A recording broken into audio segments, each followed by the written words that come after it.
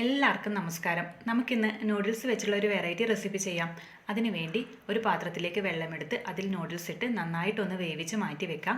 ഒരു പാത്രത്തിൽ കുറച്ച് ബട്ടർ എടുത്ത് അത് മെൽട്ടായതിലേക്കും കുറച്ച് ഡയറി മിൽക്കിൻ്റെ ചോക്ലേറ്റ് ചേർത്ത് കൊടുക്കാം. ഇത് 20 രൂപയുടെ ഡയറി മിൽക്കിൻ്റെ ചോക്ലേറ്റ് ആണ്. ഒരു പാക്കറ്റ് മാഗിക്കൊക്കെ ഇത് ധാരാളം മതിയാവും. അത് നന്നായി മെൽട്ടായി വരുമ്പോൾ നമുക്കതിലേക്ക് കുറച്ച് വെള്ളം കൂടി ചേർത്തിട്ട് വീണ്ടും ഒന്ന് നന്നായിട്ട് മെൽറ്റ് ചെയ്തെടുക്കാം. ഇനി നമ്മുടെ ചോക്ലേറ്റ് നന്നായി മെൽട്ടായി വന്നിട്ടുണ്ട്. അതിലേക്ക് നമ്മൾ നേരത്തെ വേവിച്ച് വെച്ചിരിക്കുന്ന നൂഡിൽസ് കൂടി ചേർത്തിട്ട് നമുക്ക് നന്നായിട്ടൊന്ന് മിക്സ് ചെയ്തെടുക്കാം. നൂഡിൽസിൻ്റെ എല്ലായിടത്തേക്കും ചോക്ലേറ്റ് എത്തുന്ന പോലെ നന്നായി മിക്സ് ചെയ്തെടുത്തിട്ടുണ്ട്. ഇത് കുട്ടികൾക്കൊക്കെ തയ്യാറാക്കി കൊടുക്കണമെന്നൊന്നും ഞാൻ പറയുന്നില്ല കേട്ടോ. ഇതത്ര ഹെൽത്തിയായ വേർഷനൊന്നും അല്ല.